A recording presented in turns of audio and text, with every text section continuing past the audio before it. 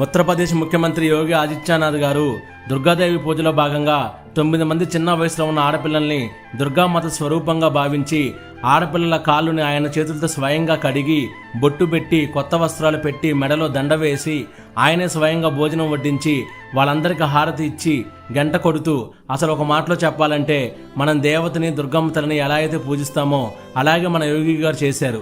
నాకు ఈ దృశ్యం చూడడానికి 2 కళ్ళు సరిపోవడం లేదు. ఎంతో చూడముచ్చటగా ఉంది.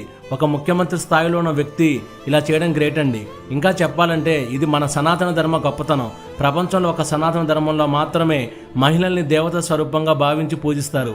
ఇది మన సంస్కృతి, ఇది మన సాంప్రదాయం. అలాగే నిజమైన హిందువు నికాసైన సనాతని ఇలానే చేస్తారు. గర్వంగా చెప్తున్నా అండి, యోగి ఆదిత్యనాథ్ గారు నిజమైన సనాతని. దేశానికి సేవ చేయాలని, దేశం కోసం, ధర్మం కోసం అతి చిన్న వయసులో సన్యాసం తీసుకొని దేశం కోసం మాత్రమే జీవిస్తున్న గొప్ప వ్యక్తి మన యోగి ఆదిత్యనాథ్ గారు.